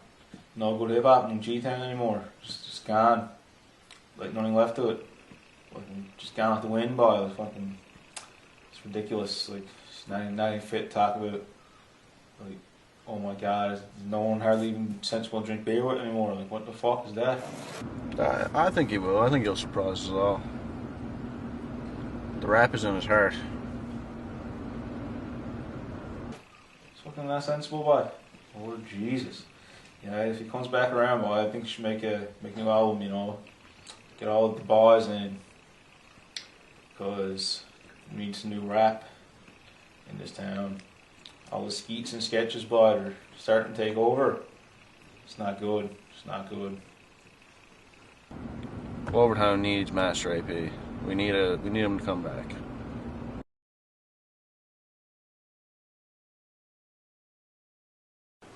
I think one night I just got really fucking maggoty. Just whacked, you know, whacked on the juice. And next thing you know, I'm in this ambulance and she's cruising, trying to bring me to St. John's Hospital. And I was like, fuck that. I don't want to go there. And they were like, what? I was like, bring me to Glovertown, boy. I want to go there. And they were like, no. And I was like, bring me to fucking Glovertown. Do you know who I is? They were like, no. I was like, I'm Master AP. They were like, holy shit. And Mrs. was like, turn around. We gotta go to Glovertown. And that's all I really remember. I think they just threw me out on the fucking sidewalk. I was whacked. And I remember just kind of like rolling around. And I think I ended up rolling back to my house. I mean, I was covered in dirt and all that. But I mean, that's it. I was sick. And then I was like, I woke up next day, chugged a beer, and I was like, sick, here I am, back in Glovertown. Here I am again, saying what I got. Love this town, I'm going to stay in this spot.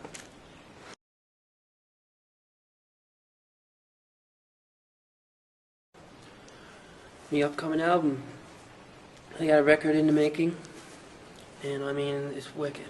It's wicked. I can't remember much about it now. It's all a blur, but I mean, it's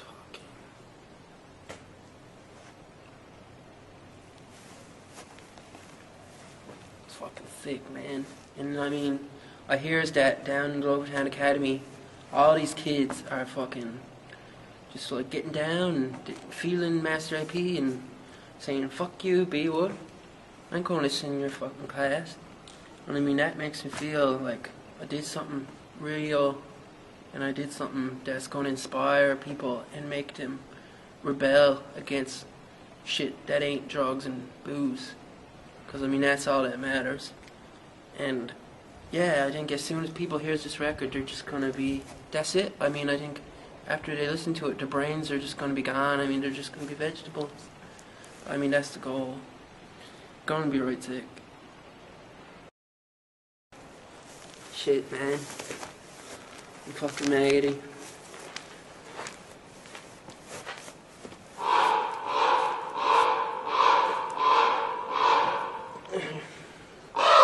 Got any oxys? I got $15. You got anything?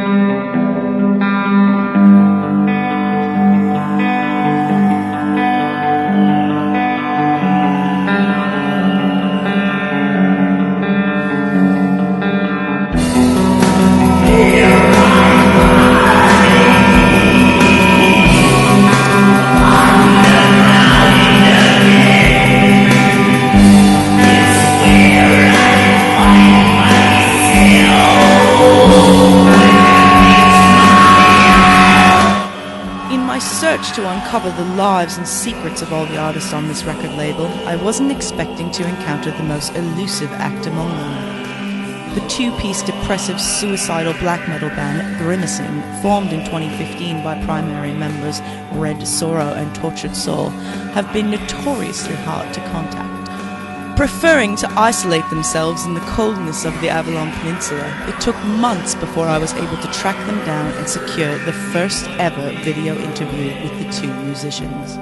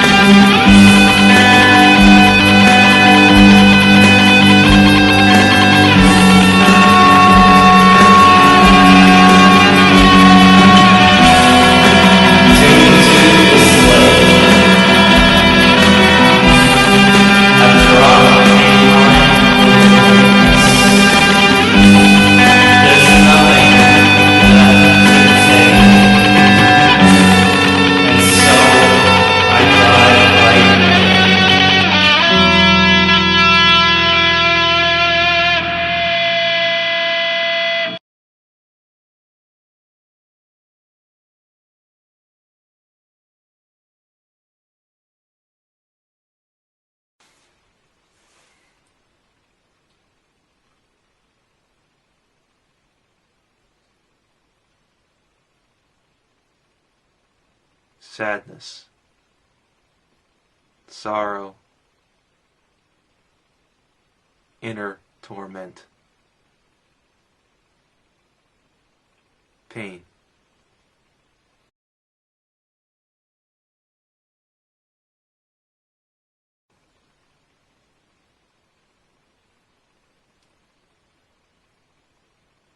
Somebody typed sadness into Google, and our album was the first result.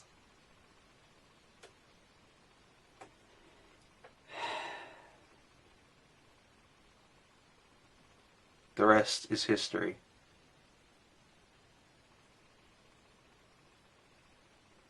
Painful history.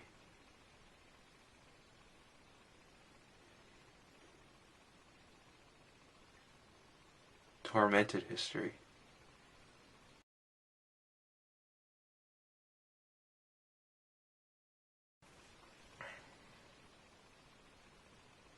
We hate them.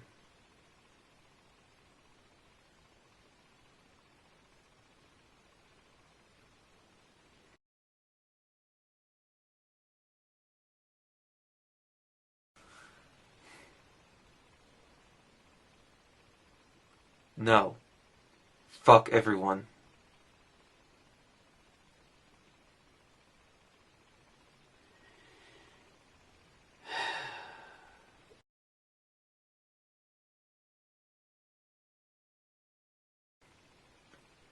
He wandered into the forest of suicide, and he never returned.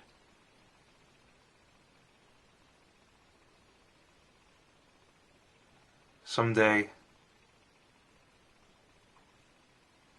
I'm gonna join him.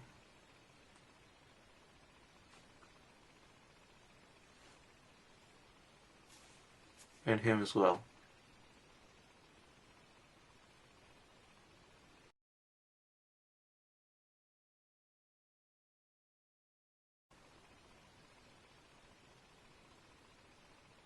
Bleak.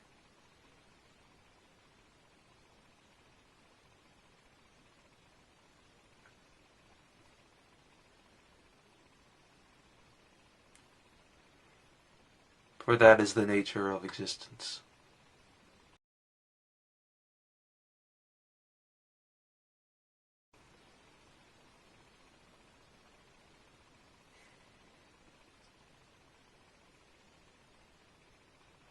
No.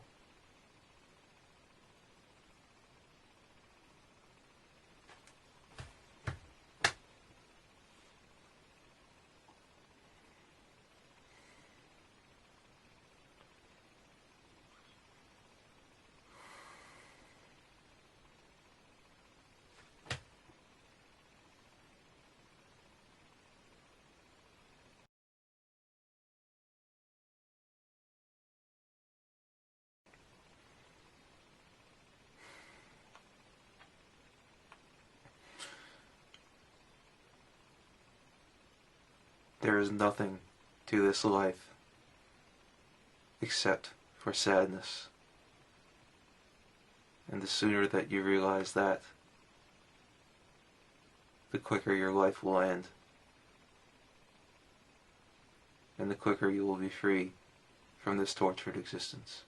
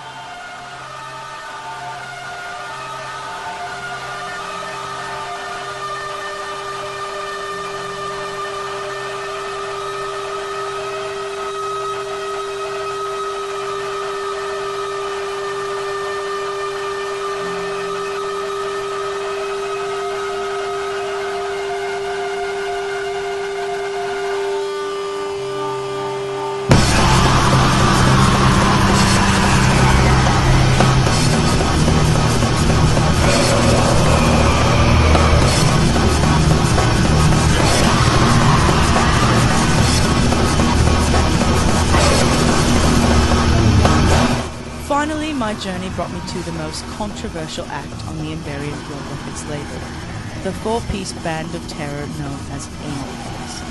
Spat out of hell in 2009, the band was formed by four individuals known only by their aliases: Cream Pie Altar Boy, Beaded Infant Asshole, The Dead One, and Anal Christ himself. They have never played live. They have hardly ever shown their faces to the public. It's not even known if they are human or not. It was incredibly difficult to track down and interview each of the members of this band, but now we are able to present the first ever video interviews with the musicians behind Anal Christ. Nighttime. Okay. Why would you do nighttime? Because I don't like them seeing me do it. But they can tell me to it. And what would you do to them, Beth? Stab them. Okay. What would you stab them with?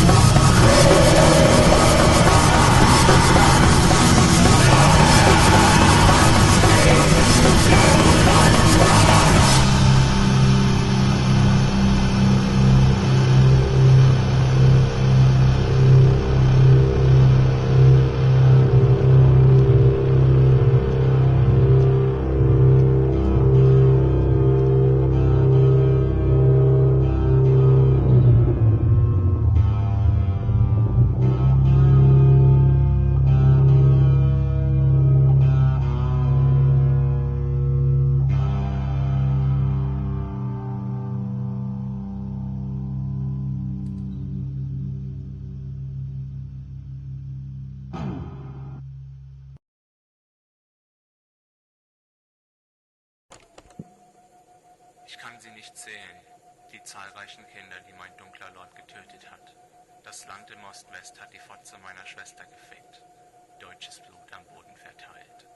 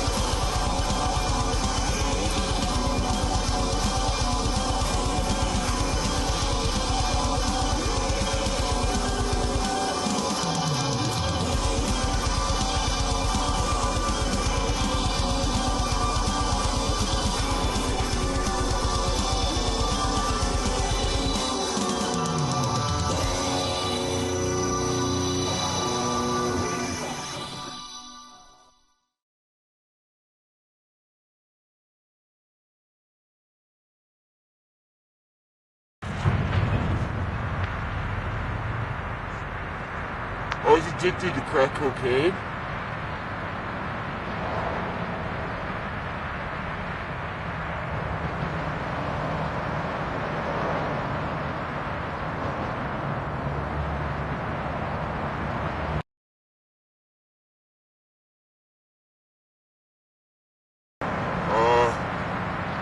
Our profound lust for little boys.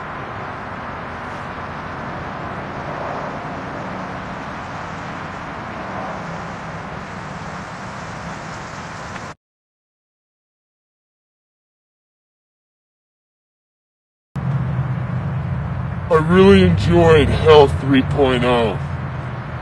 It tickled me in a way I haven't been tickled in since my days at Sunday school.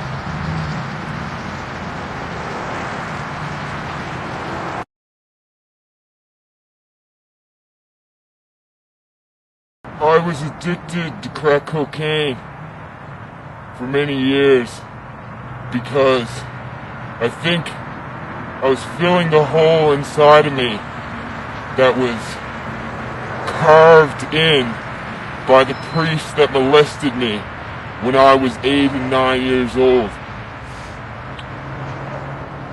Anal Christ found me on the streets one day doing crack and told me that the devil thought crack was whack, and if I joined him I could stop. But that only lasted for a day or two, and I continued smoking crack, which pissed Satan off, and I was kicked out of the band because of it.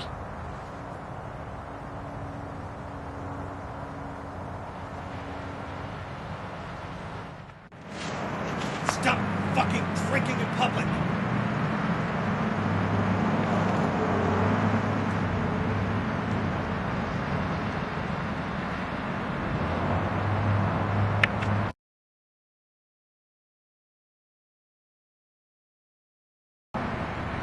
Bearded infant asshole is a fucking woodworm faggot who'd rather spend his time beating off in the woods than being brutal. Anal Christ was too close to Satan. He was too powerful for me. I could never sway him to give me money for crack.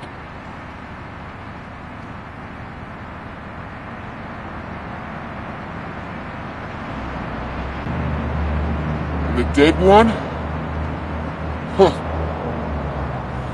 The dead one pissed me off the most. He was a little twinkle-toe pissant, and he fucking got in my way every day.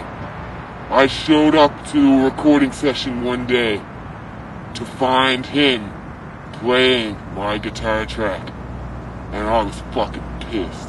I smoked more crack that day than I've ever smoked.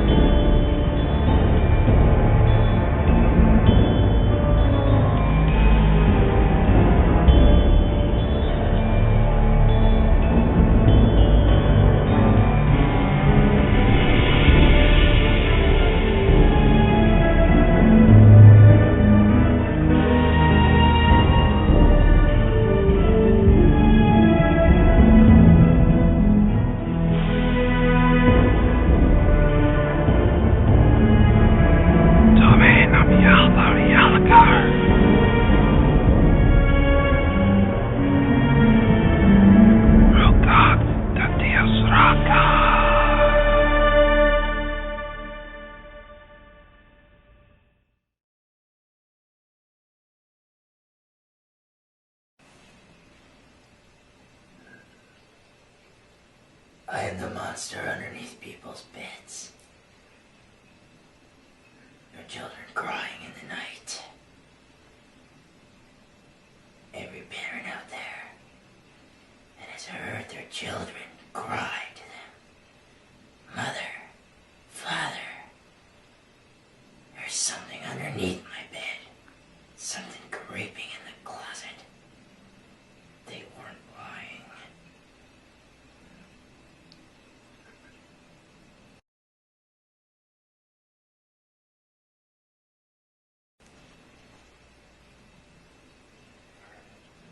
Does water not flow downstream at all times? I change because change is inevitable. You are born and you die.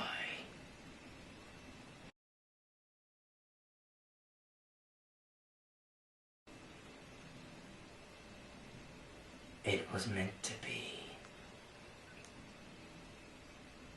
I drifted in. The graveyard couldn't hold me any longer.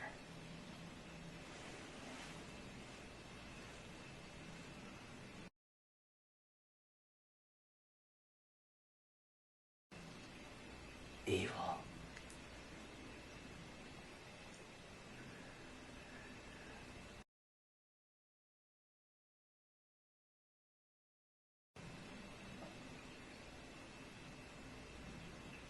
There is no performance. It creates itself with the aid of our souls. The souls that were stripped from us.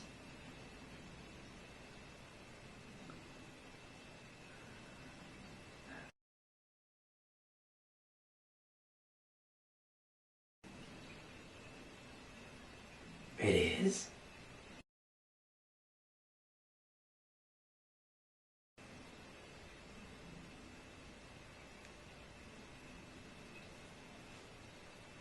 There is more than one way to die.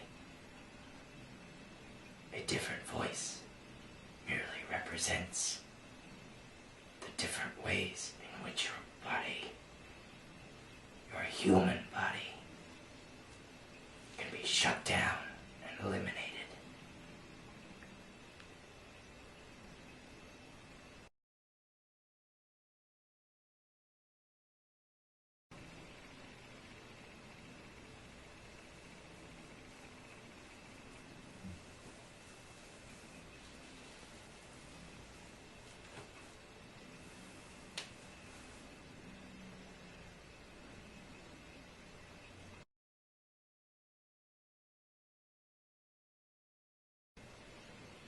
They must die.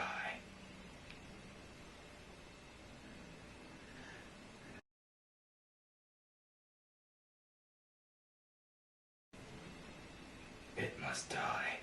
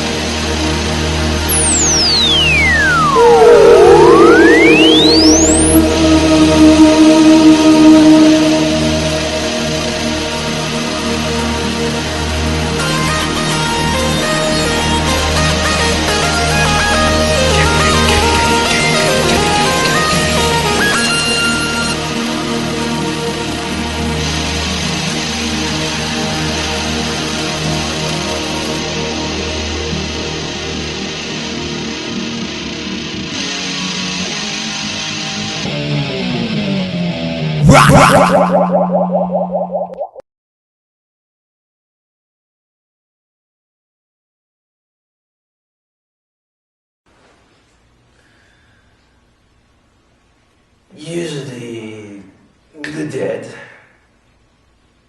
That's pretty much it.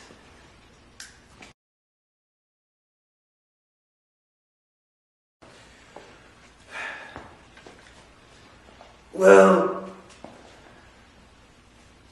one day there was an executive from that label, and he was walking by my home, which happens to be the cemetery, and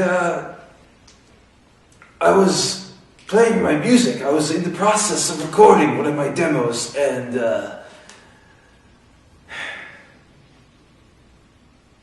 he liked it a lot. So he signed me right there and then. All I had to do was sign the contract, which of course I did in my own blood, as is per custom from my homeland. And that was it.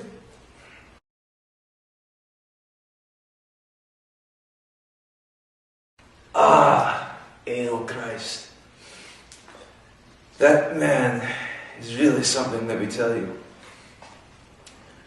I met him one day when I was ferrying the souls of the damned to my homeland, and he seemed like a normal guy at first.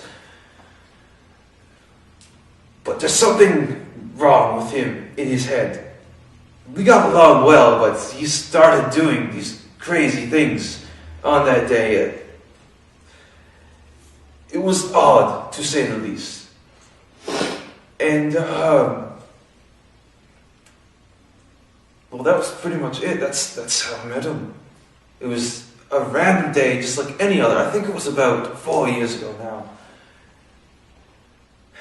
And he made a comment about music. And he asked me if I recorded any. And I said, yes, I do. I do record my own music. In fact, I'm signed to a label. And he said, oh, really, you're signed to a label? I said, yes, they're called Amberian Blood Records. Excellent label. And he said, well, I've been recording my own music too. Do you think there's a chance that I could get onto this label? I said, most definitely. But let me hear your music first. That's how I found out how fucked up Anal Christ is. His music is so out there, but it was good. And the executives loved it, so. Oh, sorry. Hello, okay. Brief interruption. Interview commencing.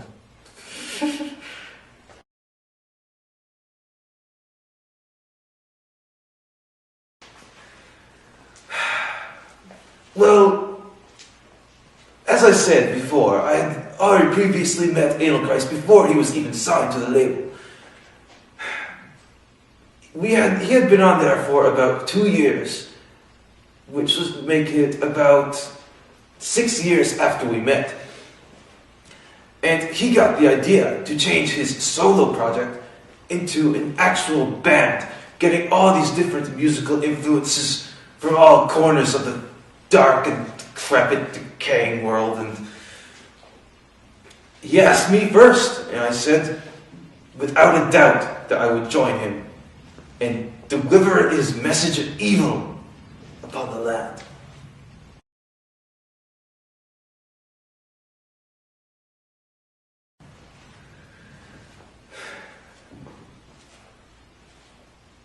I love Anal Christ. I love the person, I love the band, but the other members can sometimes get on my nerves. Cream Pie Altar Boy is less than desirable, to say the least. He's done a number of things to piss me off in the past. But, I can forgive and forget. It's sort of my job to do that anyways, given my profession and all that. But if beat it in an asshole, he's the personification of child molestation. You can't really get along with that. So, I don't know. The other members, they kind of freak me out a bit. But Anal Christ is good.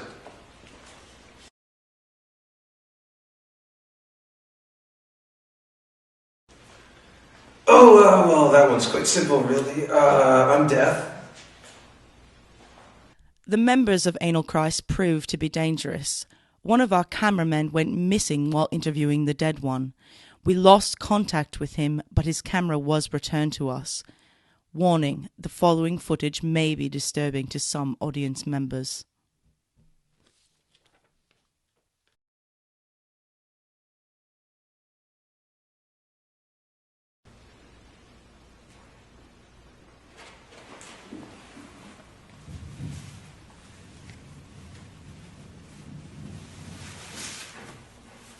Oh, Jesus. Oh, fuck!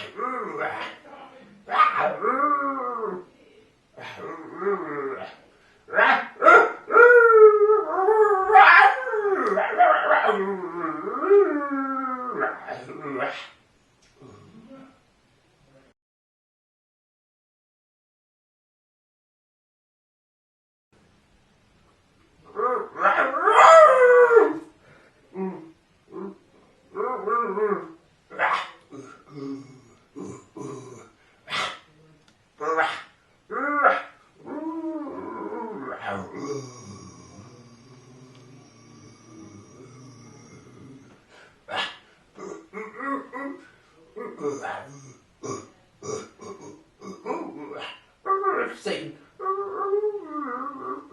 You Chris.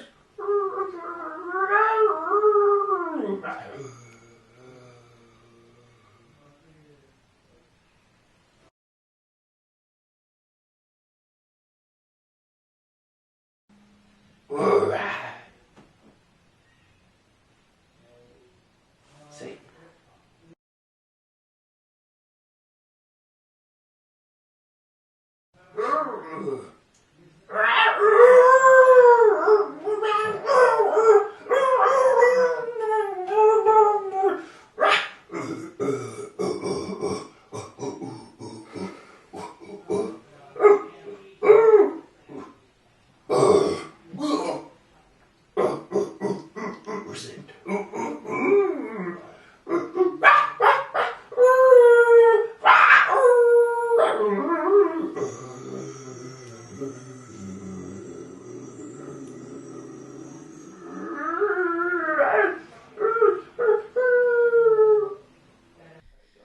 And there you have it. 4 years in the making, this documentary did not come without hard work and great sacrifice.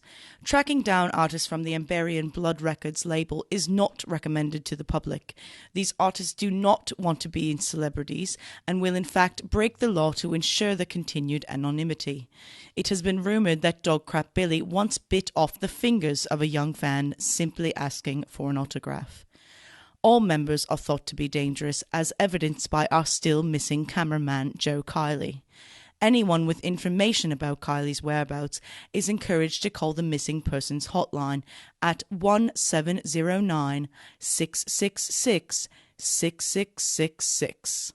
Missing persons aside, it is obvious that the artists on Amberian Blood Records have built a lasting legacy. Terrifying and dangerous, but a legacy nonetheless. In the immortal words of Anal Christ, "Ugh.